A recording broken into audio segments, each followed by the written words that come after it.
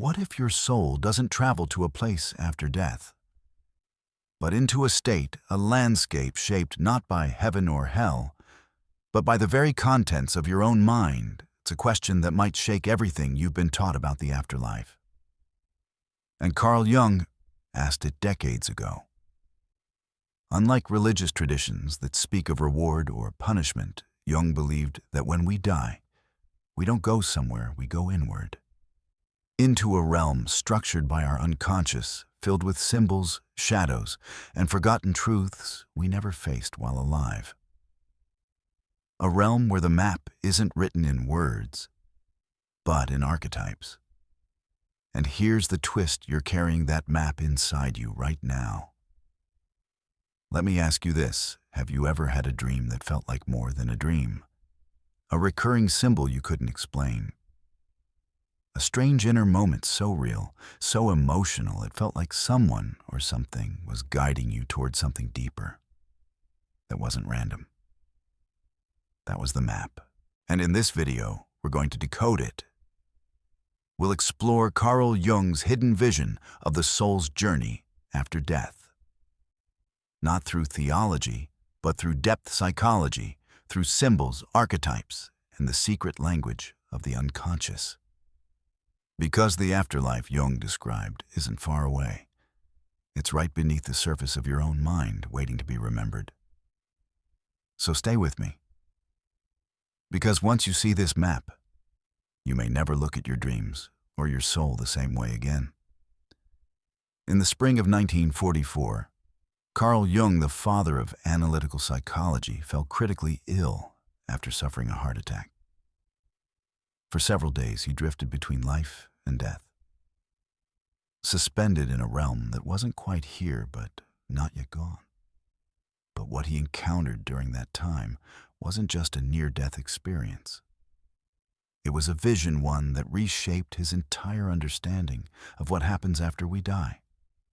Jung described being lifted out of his body, high above the earth. He could see the curvature of the planet, the shimmering blue oceans, and the vastness of space stretching in every direction. It wasn't a hallucination. He said it was a state of clarity. And floating before him in the vast silence of the cosmos was something extraordinary.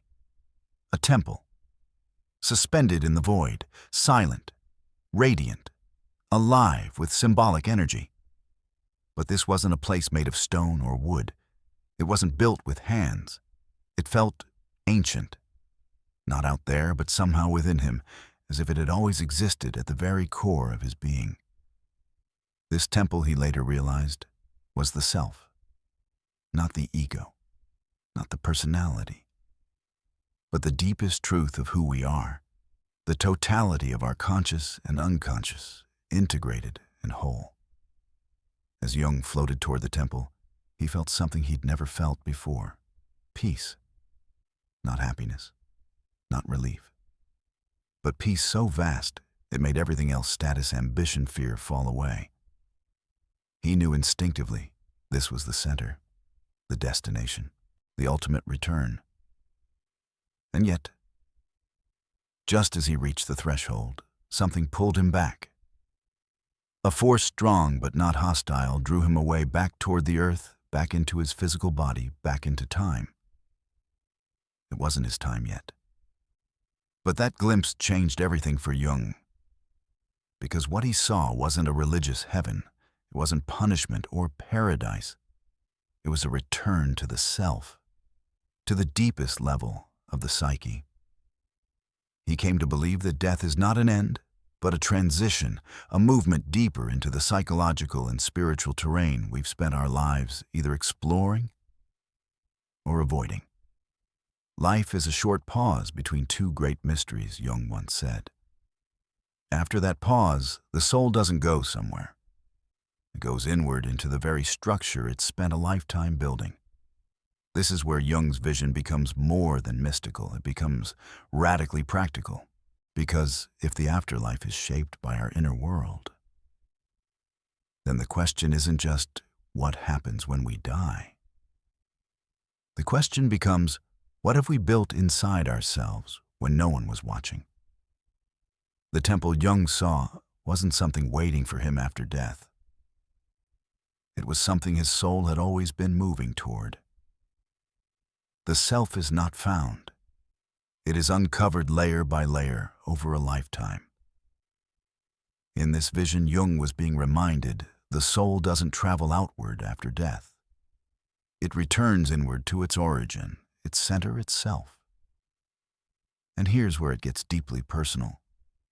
If that's true, if what awaits us is not a divine courtroom or a paradise meadow, but the hidden architecture of our own inner world, then wouldn't the most important preparation for death be learning to know ourselves, not in a surface-level personality quiz kind of way, but in the deepest sense? What is the truth I've been hiding from myself? What emotions do I keep locked away? What dreams have I ignored that might be maps? What symbols keep returning in my life, asking to be seen? Jung understood the unconscious doesn't die with the body. It awakens and becomes the terrain we must navigate once the ego dissolves. That's why the temple mattered. Because it wasn't a reward. It was a revelation. It showed him that the journey of the soul isn't about getting somewhere else. It's about becoming whole enough to finally stand at the center of yourself. So when Jung returned from that vision, returned to his body to this world, he wasn't just a man who had cheated death. He was a man who had seen what waits beyond it. Then he came back with one burning insight, and the soul doesn't stumble into the afterlife. It arrives carrying everything you never faced. In Carl Jung's vision of the soul after death, the journey didn't end with the temple. It was only the beginning. Because between this life and the self lies a landscape. Not a place on a map, but a psychological terrain filled with symbols, each one echoing a part of who you are or who you've refused to become. And according to Jung, this terrain is not random. It's structured, guided by what he called the archetypes, universal energies, patterns, and psychic forces that live deep within the collective unconscious. Jung believed that the soul's journey after death moves through these archetypal forces. They don't judge you. They don't punish you. They reflect you. Let's explore 4 of the most important ones. The first is the shadow, the parts of yourself you've repressed, denied, or hidden from the world. Anger you never acknowledged. Grief you buried. Desire you were taught to be ashamed of. The shadow isn't evil, it's simply disowned. But in death, when the ego dissolves, the shadow steps forward. It becomes the landscape, the terrain you must cross. If you've never faced it in life, it may overwhelm you in death. Think of it this way. If your life was a stage, the shadow is everything happening behind the curtain. And in the afterlife, there's no more performance. Have you ever dreamed of being chased by something? Something faceless or strangely familiar? That's often your shadow. It's not trying to hurt you, it's trying to get your attention. And Jung would say if you don't face it in dreams, you may have to face it after death. Next, we have the anima and animus, Jung's terms, for the feminine and masculine energies inside each of us. Every man carries an inner feminine anima, intuition, receptivity, emotion. Every woman carries an inner masculine animus, logic, direction, structure. When these are suppressed or undeveloped, the soul becomes imbalanced. For example, a man disconnected from his anima may feel spiritually barren. A woman rejecting her animus may feel ungrounded, constantly seeking direction from others. After death, this imbalance doesn't vanish, it amplifies. You may find yourself lost in distorted versions of love, or stuck in endless loops of mental resistance. Imagine dreaming of a powerful woman who both frightens and fascinates you, or a stoic man who speaks only in riddles. These are often appearances of your anima or animus, trying to be integrated. Jung believed they act as guides, but only when you're ready to listen. Then comes the persona, the mask you've worn to survive in the world. It's the you present on social media, the identity you crafted at work, the roles you play to be accepted, admired, or simply safe. The danger you start believing that mask is you. In death, when those roles fall away, some souls experience a terrifying disorientation because they no longer know who they are without the costume. Jung warned, the more you invest in the persona, the harder it will be to let it go. Let it, ever dreamt of mirrors that reflect someone else, or faces that crack like porcelain. And these are signs that your persona is being challenged. The question isn't, who do others think you are? It's, who are you when no one is watching? And finally, at the center of it all, the self. Not your personality, not your resume, but your wholeness, the union of all opposites within you. It is the goal of the soul, and for Jung, it is the temple he saw in his vision.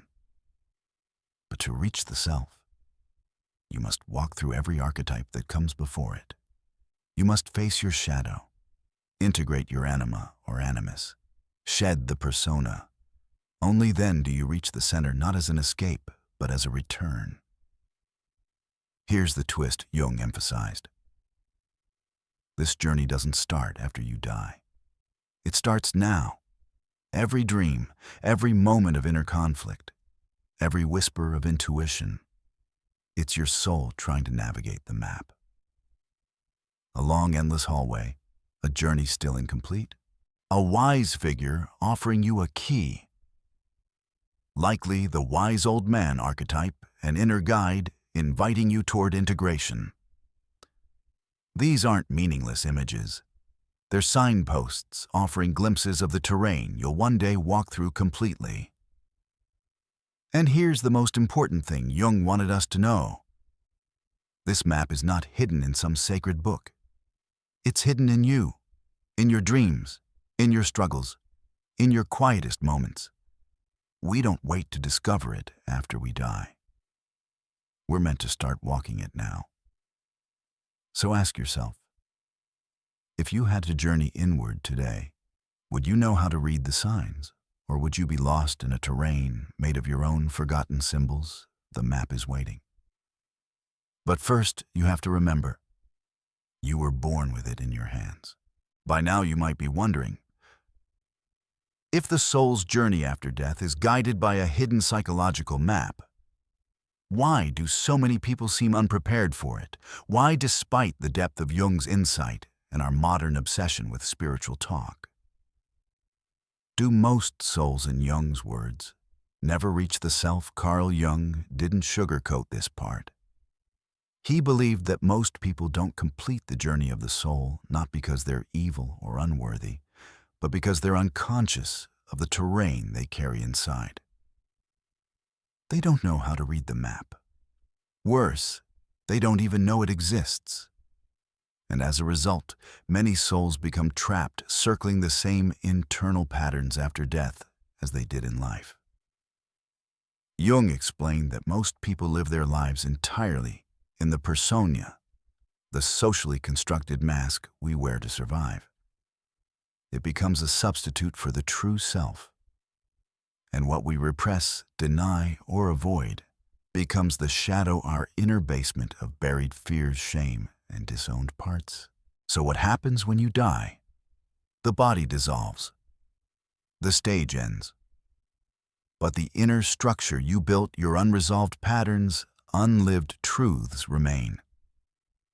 And here's the hard truth. If you never confronted your shadow in life, it might become the landscape you must navigate in death. If you over-identified with your persona, your job, your identity, your image, you may find yourself wandering a realm of mirrors, unsure of what's real. Jung didn't see the afterlife as a reward system. He saw it as a continuation, a deepening of the psychic process. And unless you've already begun to integrate the unconscious, Your soul may stay stuck in symbolic illusions, reliving projections, repeating old roles, unable to move forward toward the self. That's why Jung said most souls get lost. Not because they were bad, but because they were unfinished. So, how do you avoid this? How do you prepare now while you're still breathing? Jung called it individuation, and the psychological and spiritual process of becoming whole. It's not about being perfect or enlightened. It's about being honest, about facing your shadow, listening to your dreams, integrating the parts of yourself you've rejected. It means questioning the persona. Is this really who I am, or just who I needed to be? What part of me has been waiting to be loved back into existence? It means following the threads of meaning that come through symbols, archetypes, emotions, and learning to walk the map consciously before death strips away the illusion of control. Let's bring this closer to home. Think of the people you know, maybe even yourself. Someone who always plays the hero but can't admit they're tired. Someone who's outwardly successful but inwardly hollow. Someone who avoids silence because they're afraid of what they'll hear. These are not just personality quirks. They're psychic defense mechanisms, and if they aren't explored while alive, they can become symbolic traps after death. A person obsessed with approval might find themselves stuck in an endless loop of performing for an audience that's no longer there. Someone who feared their anger might encounter it as a monstrous presence they can't escape, unless they begin to meet it now. Here's the part Jung emphasized that many people overlook: you don't heal after you die. You don't suddenly become wise or whole. Death doesn't liberate you from the unconscious. It immerses you in it. So the only way out is through the shadow, through the illusions of the persona, through the wild terrain of your inner world. And that journey starts right here, right now. Jung believed our dreams offer nightly previews of what awaits us if we continue to ignore the soul's guidance. Do you keep dreaming of being lost, searching for a door that won't open, that may reflect your current spiritual stagnation? Do you see the same threatening figure again and again in different forms? That could be your shadow trying to initiate contact. Have you ever heard a voice in a dream that felt wiser than you've ever been? That may be yourself, calling from deep within. These are not just dreams. They're rehearsals for what comes next. So let me ask you something. If you died tonight, would your soul know where to go, or would it drift through a maze of unrecognized symbols searching for a center it never learned to find? Jung's warning wasn't meant to scare you. It was meant to awaken you, to remind you that the map is real, that the journey is happening, and that the only way to reach the self is to start walking now. Until you make the unconscious conscious, it will direct your life, and you will call it fate. Carl Jung didn't give us answers. He gave us a map, but not the kind you fold or follow step by step. This one isn't written in ink, it's written in dream symbols and soul work. And it's not meant to be read. It's meant to be lived. Because death, as Jung saw it, isn't a finish line. It's not the end of a story. It's a threshold, a turning inward into the deepest terrain of who you are. And what you haven't faced, what you haven't reconciled, what you've pushed into the shadow, meets you there.